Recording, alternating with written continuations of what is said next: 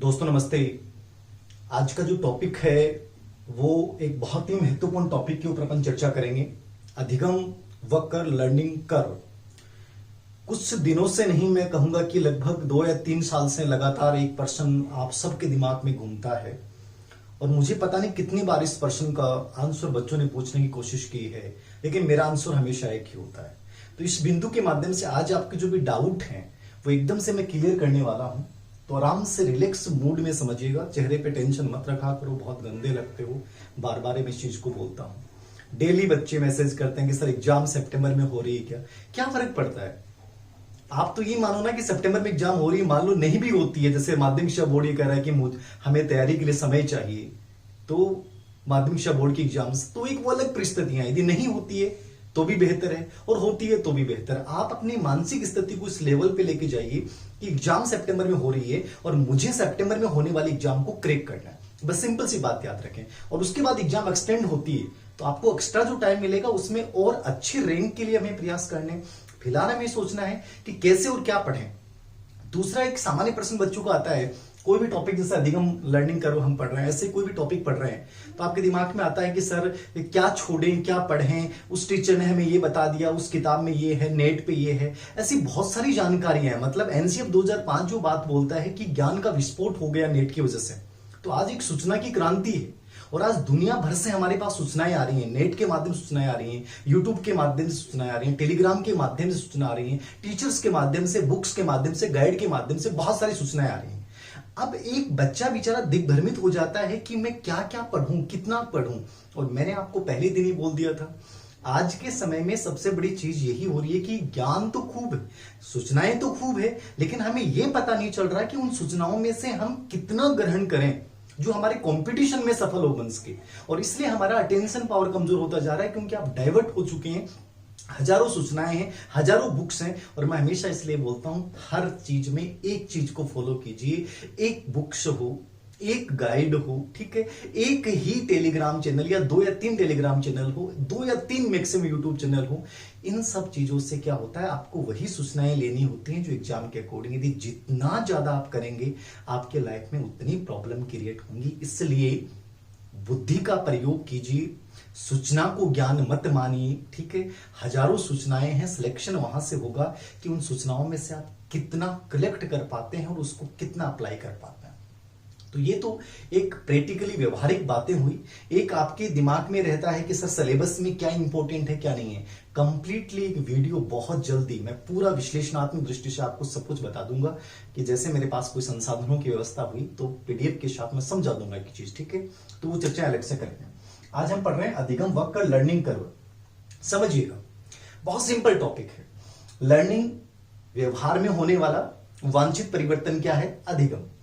वक्र का मतलब, कर्व का मतलब क्या है, जो हमारा ग्राफ होता है, वर्गांकित कागज होता है, उस कागज के ऊपर हम कोई भी चीज को व्यक्त करते हैं। उतार जो चढ़ाव है हमारे, मतलब हमारी जो सीखने की गति है, हमारी सीखने की जो उन्नति है, हमारी सीखने की जो मात्रा है, इन सब चीजों को जो व्यक्त करता है वो क्या कहलाता है, लर्निंग कर्व कहलाता है, वक्र कहलाता है, ठीक है।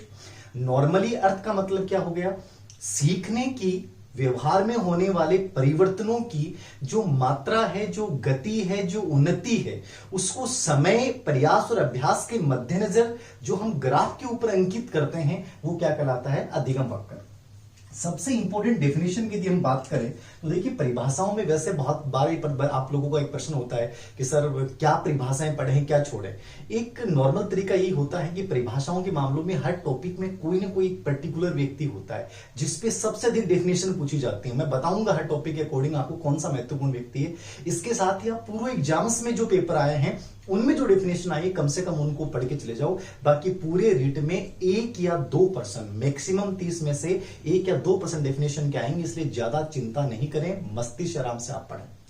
समझिए, अधिगम वक्र पे परिभाषाओं की यदि अपन बात करें तो सबसे इंपॉर्टेंट डेफिनेशन है गेट्स व अन्य के अनुसार। देखिए, मैंने आपको पहले भी कहा है कि यह व्यक्ति साइकोलॉजी में सबसे मोस्ट इंपॉर्टेंट व्यक्ति है परिभाषाओं के मामलों में।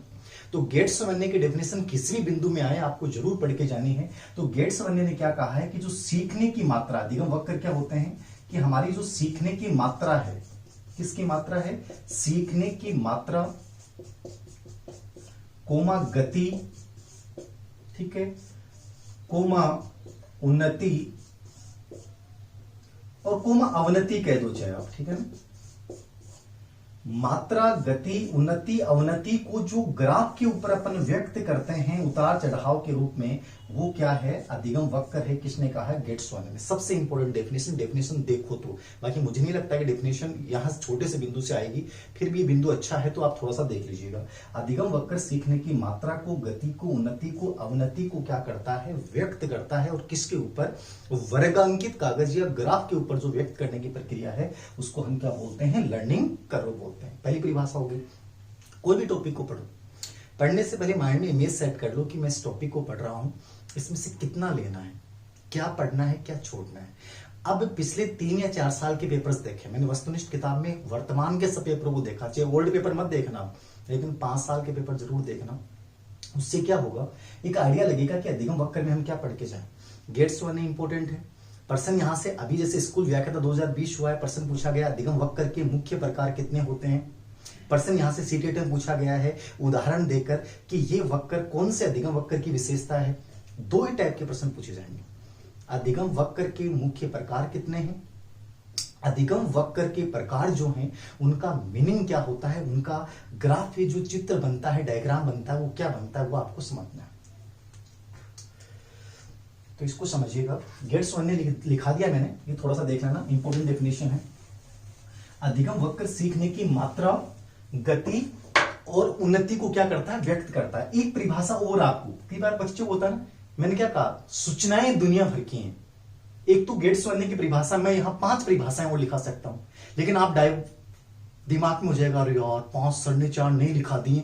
लेकिन आप कितना याद कर पाओगे, याद तो उतना ही कर पाओगे जितना आपकी कैपेसिटी है, याद तो एग्जाम के टाइम में उतना ही रह पाएगा। इसलिए आपको वो चीजें देखनी है। अब गेट्सवान ने जरूर देख ली, बाकी चीज में कितने भी डेफिनेशन लिखा दूं कोई फर्क नहीं पड़ना चाहिए। सिंपल सी बात याद रखना, मैं यहां कितना भी टाइम ले सकता हूं इस बिंदु में, लेकिन हमें सिर्फ वो चीज लेनी है जो हमारे लिए इंपॉर्टेंट है। अब स्किनर ने क्या कहा है, स्किनर ये कहता है कि कोई भी आपको क्रिया दी, हमने कोई भी बच्चे को करने के लिए हमने क्रिया दी, तो दी हुई क्रिया को वर्ग अंकित कागज, किस पे, वर्ग अंकित कागज पे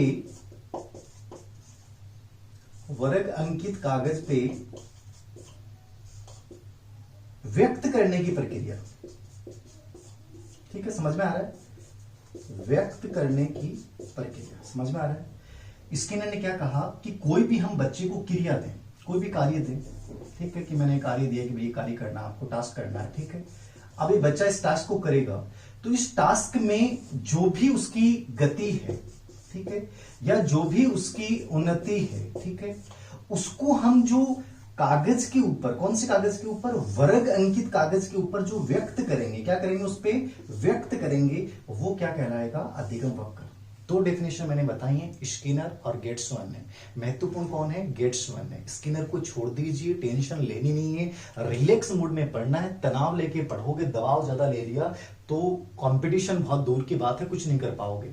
जिंदगी बहुत बहुमूल्य है, याद रखना। 3 कंपटीशन आ रहे हैं। सेकंड ग्रेड एग्जाम 2000 जल्दी, बहुत जल्दी भर्ती आ रही है, सेकंड ग्रेड के 2021 में हो जाएगी। स्कूल व्याख्याता आपके सामने है, ठीक है, रीट आप लोगों के सामने है, आरएस की भर्ती आ रही है, कॉलेज लेक्चर की भर्ती आ रही है। तो डरे क्यों, एक उत्साह के साथ जुट जाइए ना, एनर्जी के साथ जुटिए। एक हार आपकी जिंदगी को नहीं बदलेगी। आप तो ये सोचिए कि बस मेरी हार होनी नहीं है, और हो भी जाए तो क्या फर्क पड़ता है, अगला कंपटीशन फिर तैयार है। तो कॉन्फिडेंस के साथ उतरिए। सबसे बड़ी चीज ये है कि माइंड में जितना प्रेशर क्रिएट कर लोगे, नेगेटिविटी क्रिएट कर लोगे, हार जाओगे।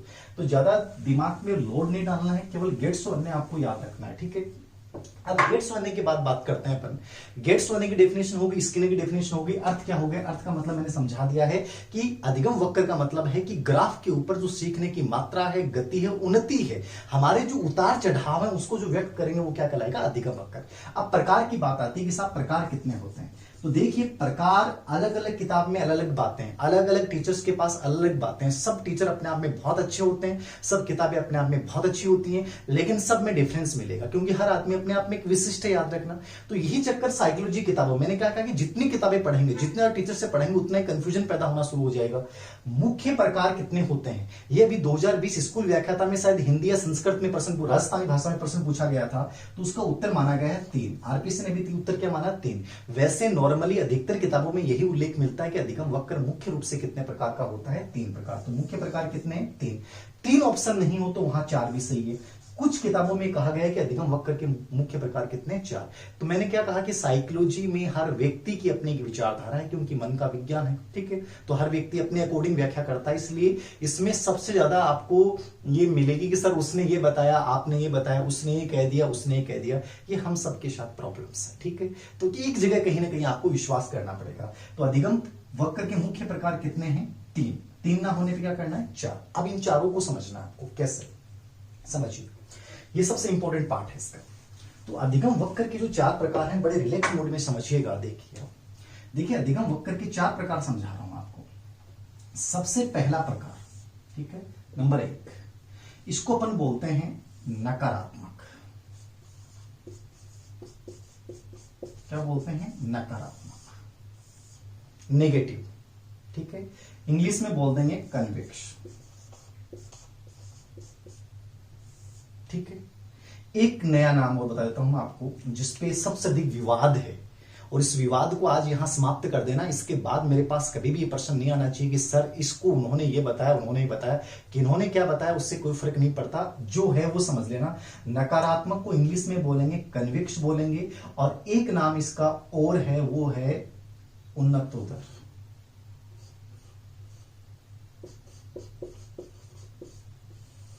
ठीक है, क्या बोलेंगे इसको? नकारात्मक को उन्नतोदर वक्र किसे कहा जाता है? आपको उत्तर नकारात्मक करना है, ठीक है। इसको आप ऋणात्मक भी कह सकते हैं, नकारात्मक भी कह सकते हैं, कन्विक्स भी कह सकते हैं, और उन्नतोदर भी कह सकते हैं। अब ये जो आप देख रहे हैं, देखिए ये जो है, ये तो होती है अधिगम की मात्रा। किसकी मात्रा? अधिगम की मात्रा या अधिगम, ठीक है। ये जो आप देख रहे हैं लाइन, ये जो लाइन है, ये है हमारा समय। समय कह दीजिए, प्रयास कह दीजिए, और अभ्यास। ये तीनों चीजें इसमें आती हैं। इसमें ये जो नीचे हमारी लाइन है, ये क्या है? समय है, प्रयास, अभ्यास। और ये क्या है? हमारी अधिगम की मात्रा। नकारात्मक समझिए कन्विक्स, उन्नतोदर। मैं क्या कह रहा हूं? नकारात्मक को क्या बोल रहा हूं मैं? उन्नतोदर बोल रहा हूं। यही सही है, यही सही याद रखना। अब नकारात्मक का मतलब क्या होता है? नाम से क्या लग रहा है कि नेगेटिव है। नेगेटिव का मतलब यहां क्या है? ऐसे बच्चे आपने कई बार देखे होंगे, जो बच्चे शुरुआत में बहुत अच्छे होते हैं। आपके परिवार में, रिश्तेदारी में आप एक बार देखेंगे तो आपको लगेगा यार ये बच्चा बहुत इंटेलिजेंट है, शुरुआत में बहुत गजब का उसका लर्निंग पावर है, बहुत अच्छी तरीके से वो गति है, उसकी उन्नति है, मात्रा भी बहुत अच्छी है।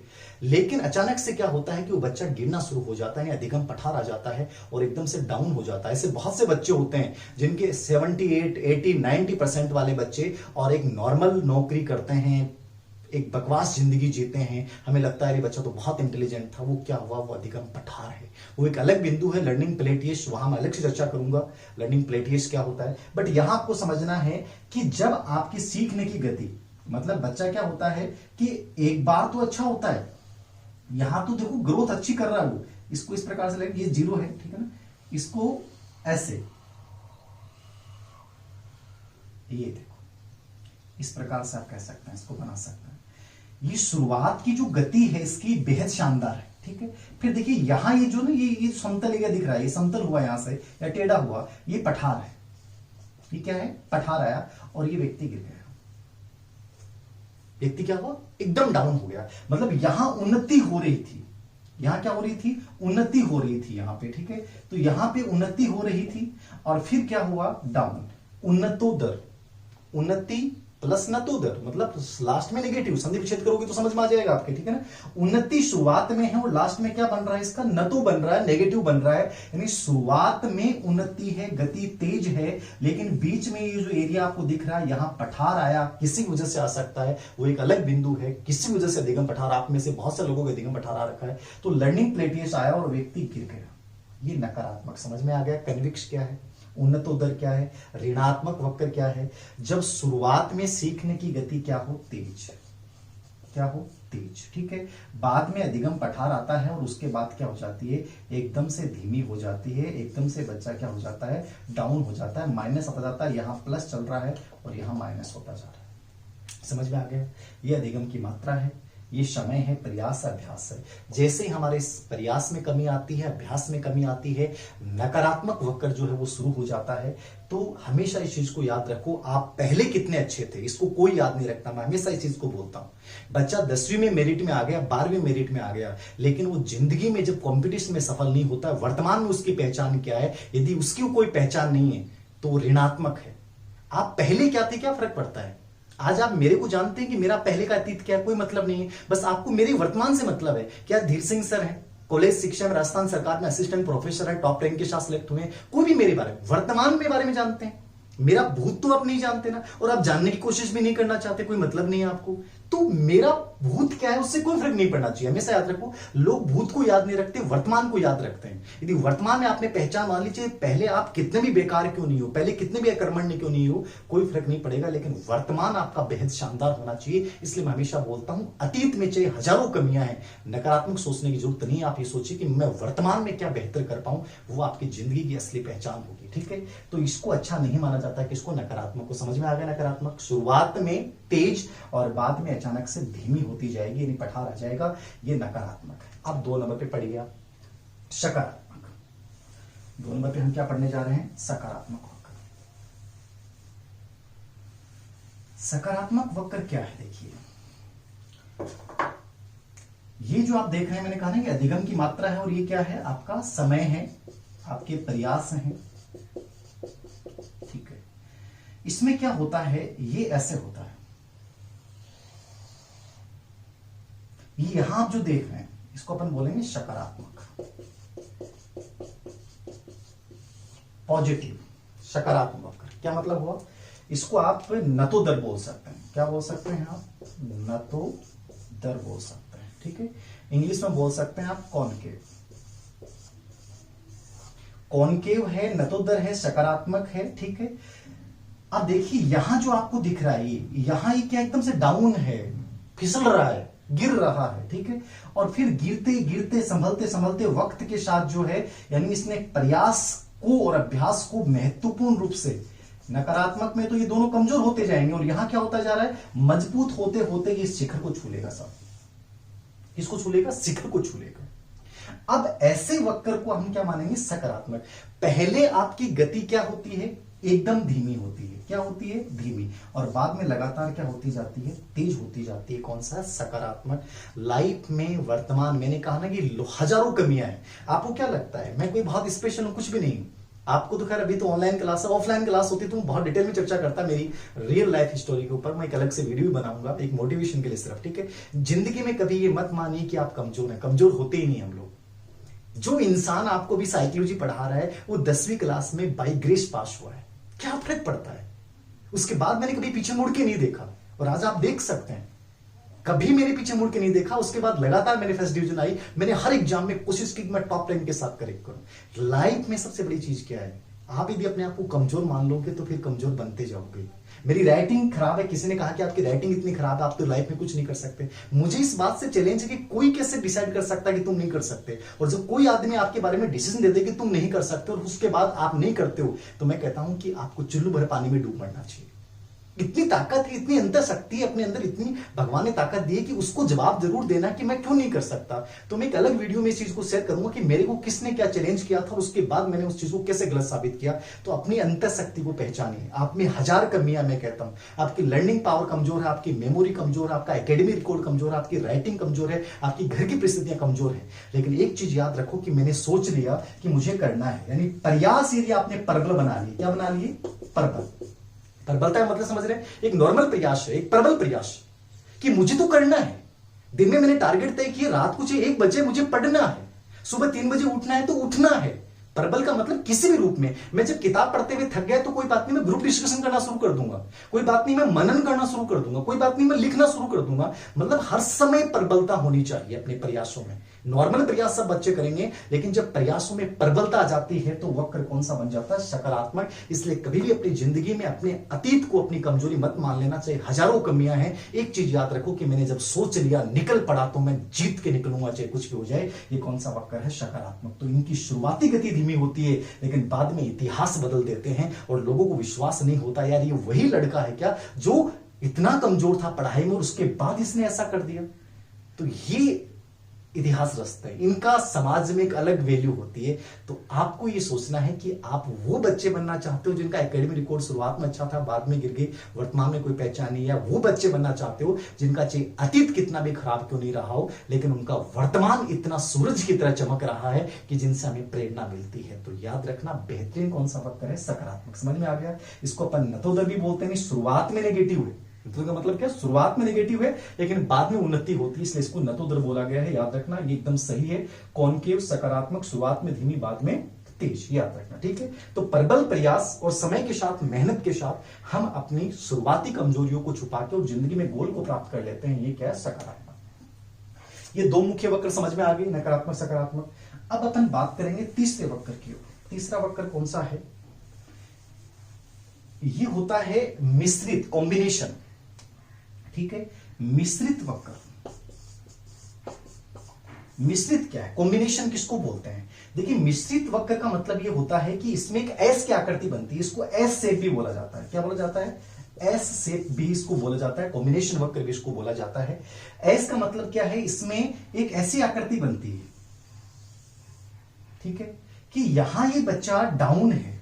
ठीक है, यहां जब सुनने से शुरू हुआ तो डाउन था, लेकिन बाद में अच्छी ग्रोथ की इसने, ये जो है वो ग्रोथ अच्छी कर रहा है, और लास्ट में फिर डाउन हो गया।